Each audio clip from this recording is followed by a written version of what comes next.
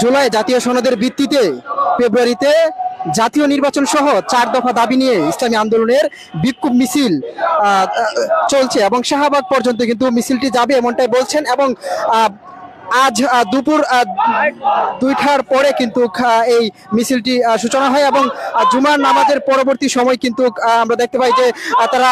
মিছিল নিয়ে কিন্তু শাহবাগের দিকে যাচ্ছে এবং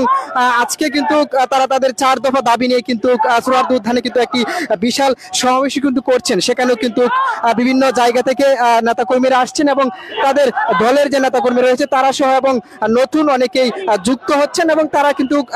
এই পিআর সহ এবং তাদের যে 4 দফা দাবি রয়েছে সেই দাবি নিয়ে কিন্তু ইতিমধ্যে আমরা দেখতে পাচ্ছি তারা স্লোগান দিচ্ছেন এবং আগামী জাতীয় নির্বাচন যেন পিআর পদ্ধতির মাধ্যমে যেন হয় সেই দাবি কিন্তু রাখছে। এবং আপনারা দেখতে পাচ্ছেন তারা কিন্তু স্লোগান দিচ্ছে এবং সামনের দিকে এগিয়ে যাচ্ছে।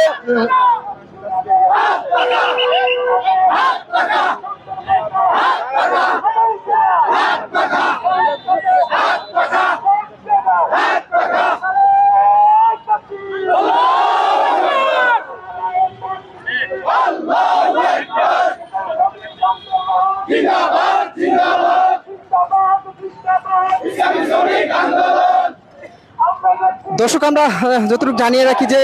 আগামী নির্বাচনকে ঘিরে কিন্তু এখনো কিন্তু বিভিন্ন দাবি নিয়ে কিন্তু বিভিন্ন রাজনৈতিক দল কিন্তু এখনো কিন্তু মাঠে রয়েছে। ঠিক আমি যদি একটু বলে রাখি যে ইসলামী আন্দোলন বাংলাদেশ তারাও কিন্তু কঠোর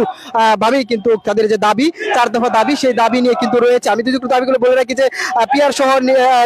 আগামী নির্বাচন এবং যে আমরা যাচ্ছি তোমরা চলো